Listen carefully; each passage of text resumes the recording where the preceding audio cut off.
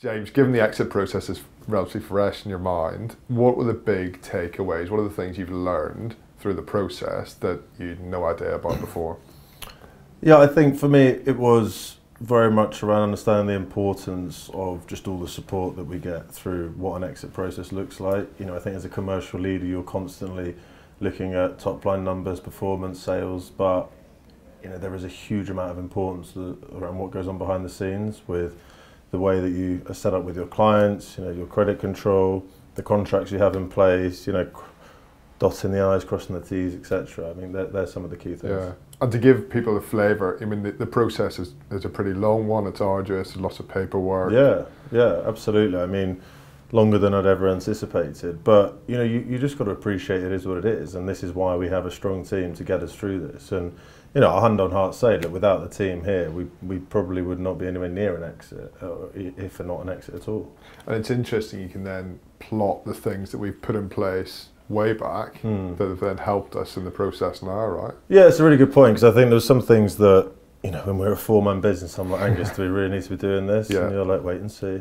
So it'd be worth it. Yeah, exactly. And you know, it really, if I could do one thing differently between you and I, it would be to, you know, have implemented better rigor and best practice around some of the key financial things. You know, I shouldn't say this, but like, did we sign every contract and log it on our intranet every time?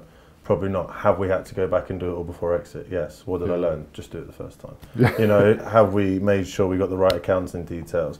Have we made sure we got the right cost centre? Yes. What have I learned? Do it the first time. You know, it's the same thing every time.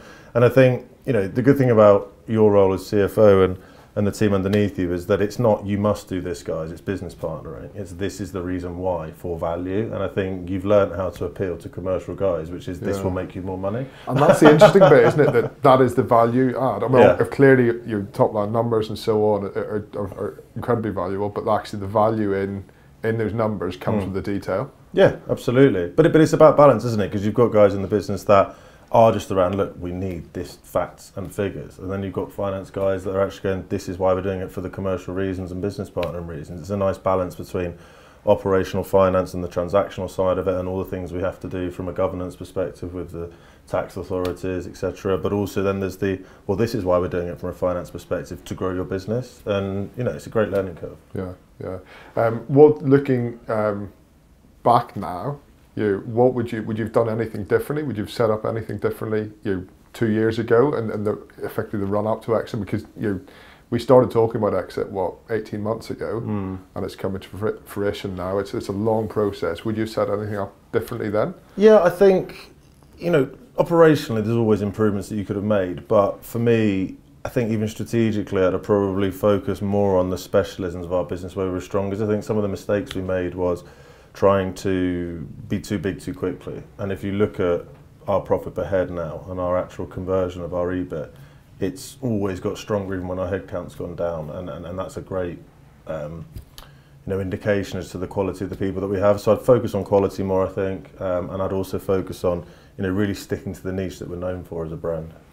And you're obviously looking forward now into the next phase of Walter James's growth. What do you think you're going to bring from the exit process and the sort of the latter stages of your life within Recruitment Entrepreneur that's going to help you in that process going forward with the new buyer? Yeah, I mean, I've said to a few other people I spoke to today that, you know, I've actually invested in other companies as an investor now, and I'm on boards. I'm giving financial advice. Don't have a heart attack. You know, and you know, and it's valuable. And I think also it didn't mistake me when I first spoke to ZRG. Their leadership team said, you really understand the mechanics of a business. And they have some very high performing people there that are still focused very much just on the growth element. Whereas actually, because I've come from a background of top and bottom line responsibility, it's a very useful skill set to have going into a bigger business, because it gives you that understanding of, you know, what it means cross-functionally as a bigger picture, rather than just, you know, eyes on the prize.